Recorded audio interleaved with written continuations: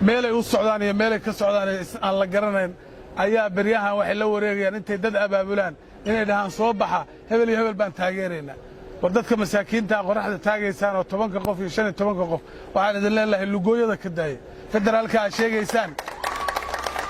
federaalka dadka iyo beenta dadka u sheegaysaan eelashay qodeen xagee ku yaalin cusbitaallada dhisay yaa lagu daweeyaa iskuullada dhisay yaa wax ku barta noo sheega farmaajaha aad sheegaysaan iyo khayraha aad sheegaysaan oo dadka aad leedin qoraxda u soo baxa waxay dalka u qabteen sheega dadka beenta laga daayo wax alla iyo waxay dalkan u qabteen ma jiro 3 jeer baa dalka lagu soo dhaweeyay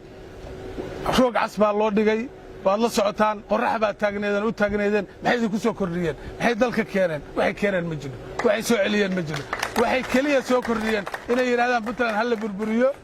intaasay soo kordhiyeen marka ma aqbali doono Puntland dawlad baa ka jira nidaam baa ka jira system baa ka jira dadka qoraxda loo soo saaray annaga mas'uulka ah dadka qoraxda u soo saarayna waa ka qabanaynaa afarta tuug oo dadka ku wareegaya oo facebookyada wax ku qora oo shilimaadka ku qaata ummadda waa ka qabanaynaa haddii alla idmo